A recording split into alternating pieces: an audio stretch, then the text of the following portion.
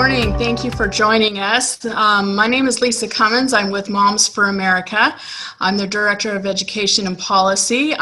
This morning we are with Michael Maibach, who is joining us, and I just wanted to introduce him really quickly. Today he is a distinguished fellow on American federalism at Save Our States, an organization dedicated to defending the founders of federalism and the Constitution's Electoral College.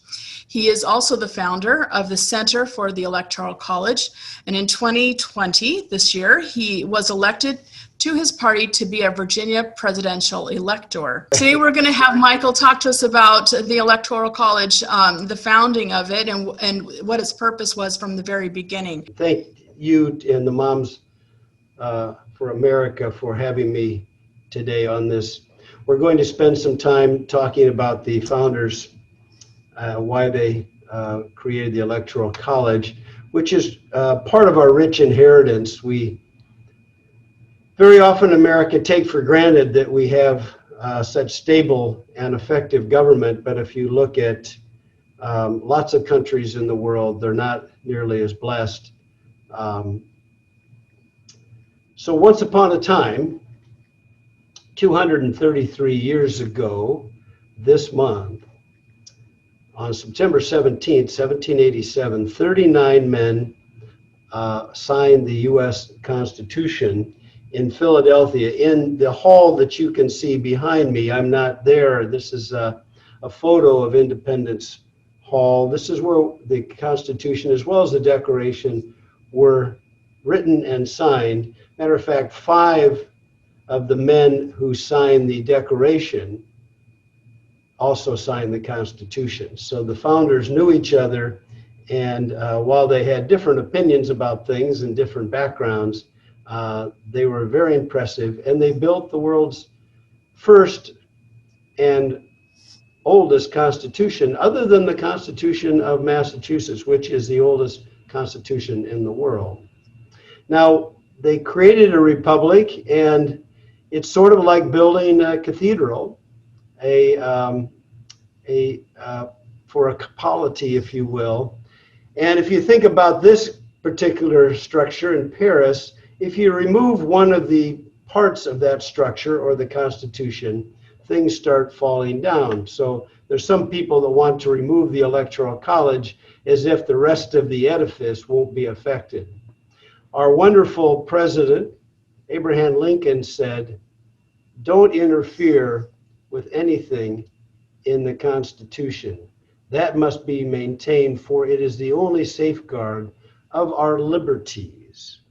And the founders' number one goal was not majority rule, for sure. They worried about majority tyranny. What they were focused on is liberty. Our founders studied history. They were great students of history. They agreed with Cicero, who wrote that if you do not know history, you will always be a child. We see young men and women today ripping down statues in American cities, statues of people they probably have not read one book about the person, or even could write one paragraph about that person's life. So people that destroy history very often don't know their history. Winston Churchill said, "The farther you can look backwards, the farther you can look forward." And any conservative agrees with that, because a conservative knows that man's nature does not change. If your friends ask you, what's the difference between a progressive, we don't have classical liberals anymore, a progressive and a conservative, conservatives are clear about the nature of the human condition, which is we are broken as people. In other words, we are tempted to do the wrong thing. That's why the 10 Commandments are not 10 suggestions, they are 10 commandments, because just like anybody that's raised children, you have to keep saying over and over, thou shalt not steal, be nice to your sibling, etc., etc. So man's nature is problematic. The founders were completely clear. Madison wrote in Federalist 51, if men were angels, we wouldn't have to have this Constitution. The founders studied the Athenian democracy and the fact that it fell apart and why it fell apart. Matter of fact, one of the products of Athens, Plato, who started the academy, if you will, the university, the idea of the university, he wrote that tyranny naturally arises out of democracy. He was a witness to that. He wrote Plato's Apology. He witnessed the trial of Socrates and how he was put to death for asking questions.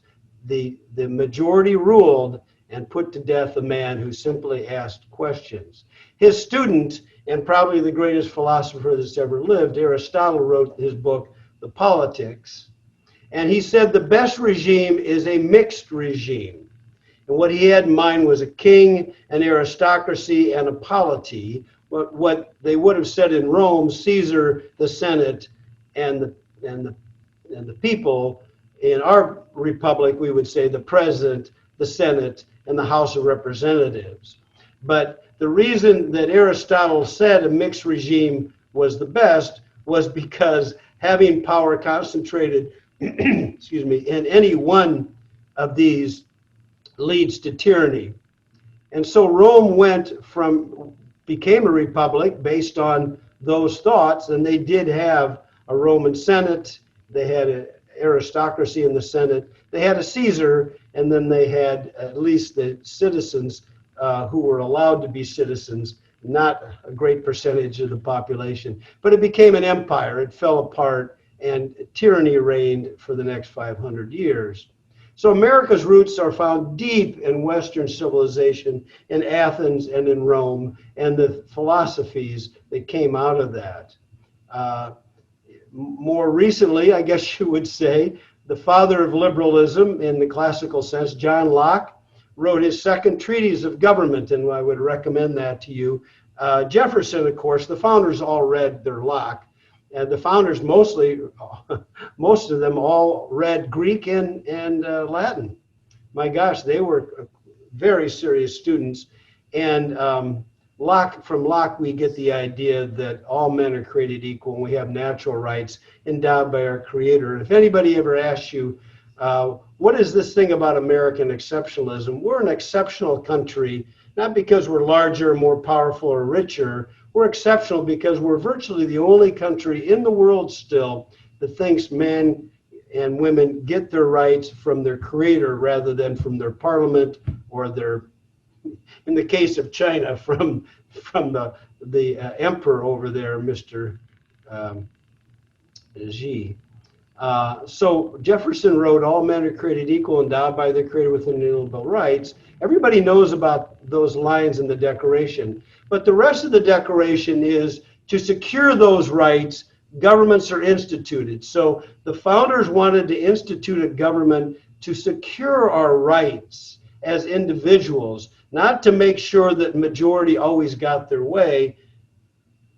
They began with individual rights because everybody was endowed by their Creator. Now, the Articles of Confederation were very weak.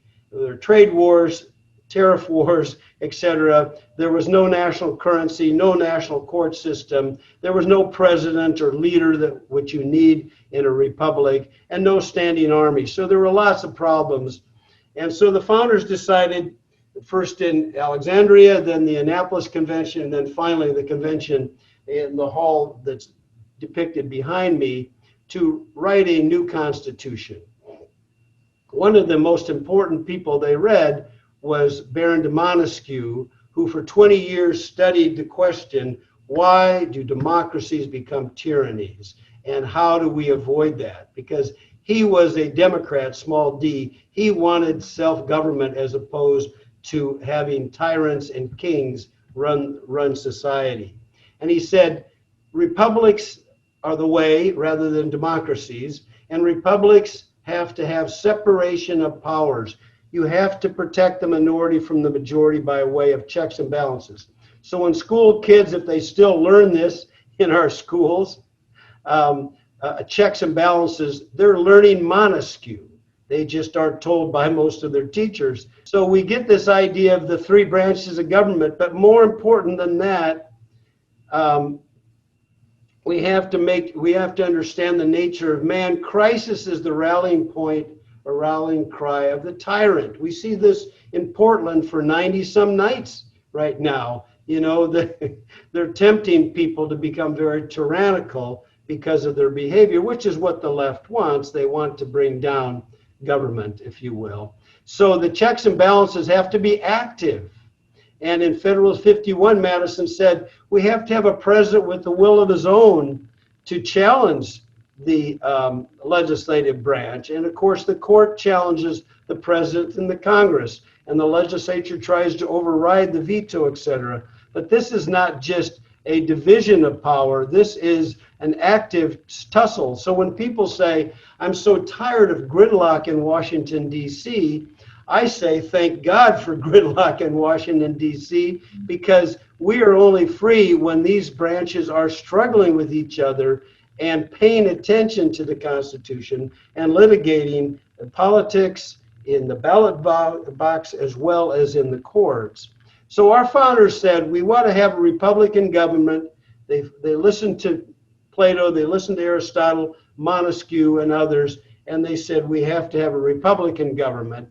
Matter of fact, Jefferson, he was an ambassador in Paris at the time, he wrote at the time, a democracy is nothing more than mob rule where 51% of the people may take away the rights of the other 49. So their founders were not big on majority rule in a pure sense. And this goes to the question of course, the Electoral College. The founders, we also have a Judeo-Christian founding. The Liberty Bell only has one sentence, and it's from the Old Testament. Proclaim liberty throughout all the land and unto all the inhabitants thereof.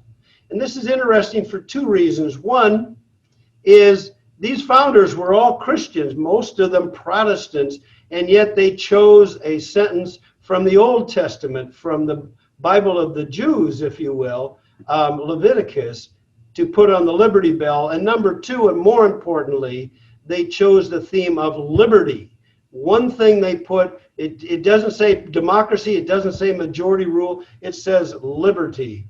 And it's not that we have established religion, the government is agnostic on that, but all the principles of our republic begin with, whether you're Christian or Jew or Muslim or nothing, that all men are created equal, endowed by their creator with their rights, not with the majority rule and not with the mob, certainly.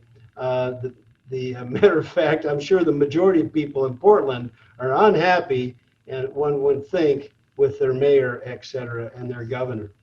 But so they convened in Philadelphia, 55 delegates, only 39 signed up.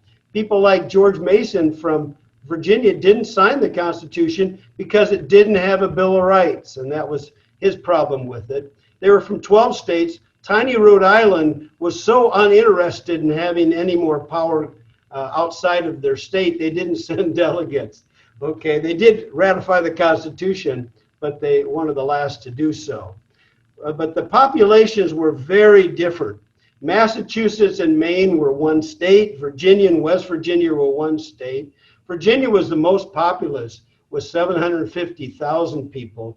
Delaware was the smallest, other than Rhode Island, with 59,000. So you can see a huge difference. And so the delegates from the small states were very wary of those folks from Virginia, Pennsylvania, New York, and Massachusetts, where frankly most of the people lived. Here's the populations here, you can see. And North Carolina has a high population because the port of Charleston, which was the major southern port, with Boston and a port in Virginia as the more northern ports, and of course New York. Madison wrote in his diary at the beginning of the Constitutional Convention, the central problem we will face in this convention is the problem of representation. How are the states treated fairly in their own mind?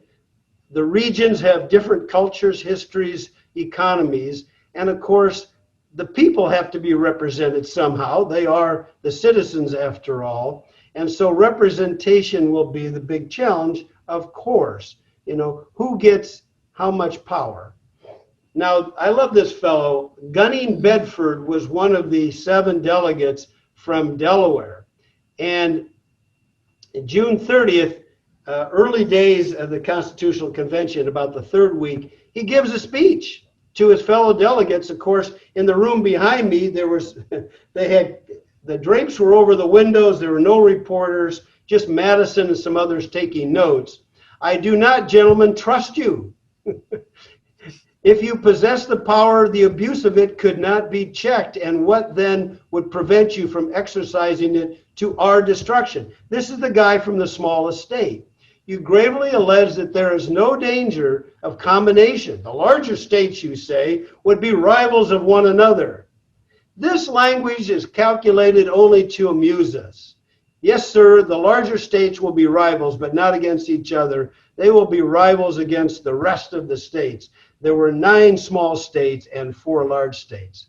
Now, this is the only model that they knew for democracy or a republic, which was the British Parliament. And how much did they love the British Parliament? Not very much at all. They saw tyranny in this because the prime minister was appointed by the body. So he was, in effect, a creature of that body and controlled by the Congress. And of course, the king had a veto, and they didn't want to have a king. So that was one fear. They didn't want the president to become king, but they also didn't want the Congress to become the controller of the president. So this was the problem. And the hardest thing they did in the whole Constitutional Convention, they had 15 different votes on how to elect the president. They kept going back and forth, and we don't have time today. So there were 3 plans: the Virginia plan, which was Madison, New Jersey plan, and then the Great Compromise, or the Connecticut Compromise. The Virginia plan wanted to elect the president by the U.S. Congress. New Jersey said, let's have several presidents, let's have a council of presidents, so we don't have one powerful person. And the compromise, in part, was the House will be elected by the people, the Senate by the legislature, and there'll be 2 senators per state, which is very important because this sets the stage for the Electoral College, because the total of House members and senators becomes your electoral votes. So that's why I mentioned the compromise here. The idea was the House and Senate would oppose each other, just like we have right now, a Republican Senate and a Democratic House, the checks and balances. This is Montesquieu, okay? This is gridlock. The founders had 3 goals to have in the president. 1, the Congress, the majority tyranny by Congress would be avoided because the president would be a check on the majority tyranny of the Congress. The small and large states would have an interest in being able to elect a president, which was part of the Electoral College idea. And we'd have independent, energetic president to lead the nation. Washington never said a word during the sessions of the Constitutional Convention, other than to convene and adjourn. But in the meals he was telling these men for the 7.5 years that I was leading the war against the British. In those 7.5 years, I didn't have a president to consult with. There was no leader, and it was very weak government. So in 1787, they took votes, 15 votes. Should we have popular election of the president? Only one state, Pennsylvania, had the largest city, Philadelphia, voted for population or popular election of the president. Only one state. Election by the Congress. 3 or 4 states voted for that, but then there'd be no check and balance. Election by the states. This is what they finally voted for unanimously, was the states would elect, but popular elections became the way the states would elect. This is James Wilson, who was on the Committee of 11 that was appointed at the end of the Constitutional Convention to figure out this problem. This is the people vote in the states, etc. And so today, this is Hamilton Federalist 68. This is the Electoral College of New Orleans. I'm sorry, in Louisiana, I assume in Baton Rouge, in the capital, voting in 2012. So the electors assemble, not in the U.S. Capitol, which was one of the ideas they had, but they didn't want to have a cabal, and so they assembled this way. Matter of fact, Hamilton in Federalist 9 says, the proposed Constitution, far from implying an abolition of the state governments, makes them constituent parts of the national sovereignty. So they were very sensitive. Hey, the Constitution isn't going to abolish the states. They are a constituent part, what Madison calls, and I think it's Federalist 51, a compound republic, right? So our electoral college is right here. The British Parliament I showed you, that's their electoral college. This is our electoral college. 50 state capitals. The first Tuesday after the first Monday in December, people like myself, if Trump wins in Virginia, will assemble in our state capitals and vote. And this way they disaggregated any cabal that might happen. So we have federalism on steroids, if you will. We don't have what France has, which is a unitary state. The reason I show this flag is this is the Betsy Ross flag, one of the 2 or 3 early flags. Those stars represent the states. This country has developed this is a continental republic, 300 and some million people from ocean to ocean, and lots of different parts of our history. We have a huge, rich history, different immigrant patterns, different times, different purchases of property. We won some property from Mexico in the Mexican-American War, etc. This is quite a diverse republic, if you will. But we still have 50 states and 50 stars. And so when someone says, well, I'm against electoral college, you can say, number one, are you for minority rights? And they'll probably say yes, and say, yeah, so were the founders. They didn't want to have majority tyranny. But also, so always ask your opponent questions rather than give them the answers, because they just want to argue. So ask them questions to find out what they actually know or believe. Ask them, why are there 50 stars in the flag? And if we're going to have national popular vote, should we just remove the stars? Because we won't have state votes anymore. We will have just whatever California and New York want, frankly. So we have a very cooperative federalism, and it's because we have so many governments. My gosh, in Illinois, my native state, there's 102 counties alone, but we have 89,476 units of local government in this country. Would Washington want to oversee all of that? Would we have a national government to do that? So there are great reasons to have states, and states have their own culture, history. They have their governor, they have their legislature, etc. States are very important. We are a nation of states. We have several time zones. My gosh. I think it's only Russia that has more time zones than this country does, including Hawaii and Alaska. Russia has 11 time zones. I think we have, let's see, 5. 6. 6, sorry. 6. Including Hawaii, Yep. 6. Thank you. Yes. So it's a very diverse country, and the Federalist Papers are a place to go to understand some of this. One of the things they wanted to remember was energy in the executive, which we have. My gosh, Mr. Trump and Mr. Reagan were very energetic. Mr. Obama didn't really want to be an energetic president. He wanted to lead from behind, etc. But he's the exception to the rule, I think, in our history. The reason we have Mount Rushmore with those 4 people was every great leader in our history gets one sentence. Washington, father of our country. Jefferson, Declaration of Independence. Teddy Roosevelt, the modern presidency. And Abraham Lincoln saves the Union, right? A president should be armed. This is Madison. In other words, to veto a bad idea from the Congress, let the Congress override the veto, but a veto is and it's used, not very often, but it's used. And to avoid cabal, intrigue, and corruption by not having people in the Congress or the electors all come to Washington, D.C., we disaggregate all the electors for a very good reason. They didn't want them to meet in one room and start doing deals. right? They wanted them to reflect the views of the citizens of their states, not of other states and other things that would be personally related. So that's corruption, if you will. Now, we'll finish up with some ideas about we are a nation of states.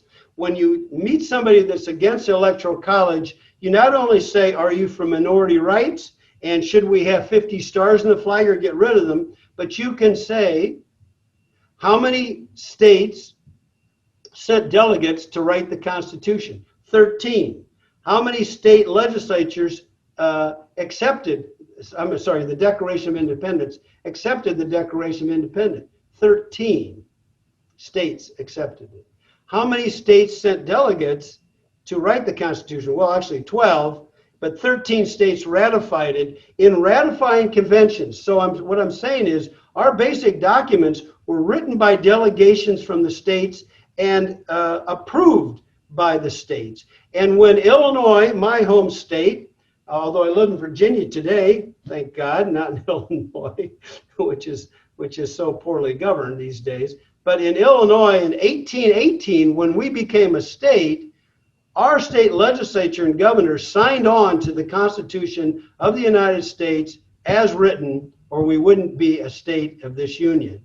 And so every state signed on to the rules of the game, right? You don't join the major leagues and say, but it should be 4 strikes or out, and that's how I'm going to pitch. No, I'm sorry. We have rules. You'll have to get them changed in the right way. We're a nation of states. Matter of fact, the states run the U.S. Senate. Every state gets 2 senators, no matter if you have 40 million people like California or 1 million people like Rhode Island. And the states confirm the judges and the ambassadors and the cabinet members, the states, not the House of Representatives. And while the House can impeach, the people can impeach, the Senate tries and decides whether or not to remove a president. So the states have huge power as states. It takes 38 states to amend the Constitution. The National Popular Vote Compact is trying to do it with about 20 states by aggregating electoral votes rather than running through the constitutional amendment process, which is, of course, their state compact is unconstitutional. But we have, and by the way, we have 50 state governors, 50 state legislature, 50 state statutes, etc. And when no one wins the majority of the Electoral College, as happened in 1824, it only happened once, when Andrew Jackson had the most votes, but he didn't have enough Electoral College votes because 4 people ran. It was Henry Clay and John Quincy Adams, Andrew Jackson, and one other candidate. The House of Representatives decided it. And you know how they vote? 1 vote per state. So the Maryland delegation, the Texas delegation, etc., of the House decides who the president is, but every state just gets 1 vote. And if the congressional delegation is split, let's say 6 and 6, the senators aren't involved, just the House, 6 and 6, they don't get to vote. So even then, when we have no one that wins the majority in the Electoral College, the states decide by a unified vote. So the states are huge here, and yet the National Popular Vote people want to take away the role of the states and say, whoever gets the popular vote, your electors should vote for them, no matter how the voters of your state were. Finally, there's lots of benefits to the Electoral College. We have a 2-party system only because of the Electoral College. There are 10 political parties in Israel. There are 7 in Spain, major parties. Talking about major parties, there's lots of minor parties in Spain. In Germany, there are 8 parties. In the UK, 8 parties, etc., etc. Europe is full of political parties because they don't have an electoral college system. If we get rid of the electoral college system, Mark Zuckerberg will just decide to run for president. Doesn't need a political party. He won't need to have all the apparatus in each of the states. Remember, Eugene Debs ran 4 times for U.S. president, never got 1 electoral vote, even though at one time he got 20% of the vote. Ross Perot in 1992 ran for president, got 20% of the vote, not one electoral college vote. The Electoral College allows us to have voters in California represented as well as in a small New England town. And electing amid tumult and disorder. You know, look what's going on today in American cities. This is Hamilton Federalist 68, but it could have been written this month. All the things going on in our cities today, but we're going to have a presidential vote, and the electors will meet in the state capitals, and they will represent their state voters. They will not, the mobs, the popular vote across the country is not going to determine it. It's going to be a state by state. People say the Electoral College is unfair and undemocratic. Well, in the World Series, is it the team that makes the most runs in 7 games or wins the most games? It's the most games. We've had World Series where if you total up all the runs, the loser of the World Series scored a lot more runs, but not in the right games. Nancy Pelosi is the Speaker of the House of Representatives. Does that mean that because they have the majority of the members of the House, that if you add up all the popular votes those members received, they got more popular votes than the Republican House members? No. Matter of fact, we've had speakers of the House whose members got less popular votes than the people that are in the other party. It's not popular vote, it's the most games. Well, since 1824, every president who's ever been elected has won the majority of states except 2.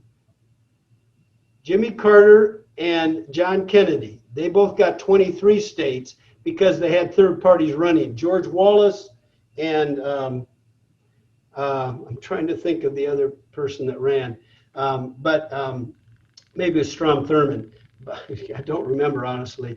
But Mrs. Clinton won only 20 states. She had the majority of the vote in 2016, but she only won 20 states, and Trump won 30.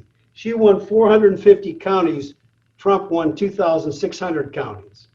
All right.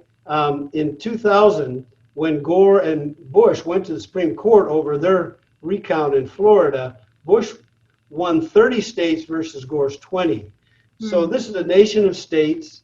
We do have a popular vote. It's very important, but we're a republic. We're not a raw democracy, and I've given you reasons why, because our founders wanted individual liberty. They wanted rule of law, and the Constitution was adopted by small states who didn't want the large states to dominate.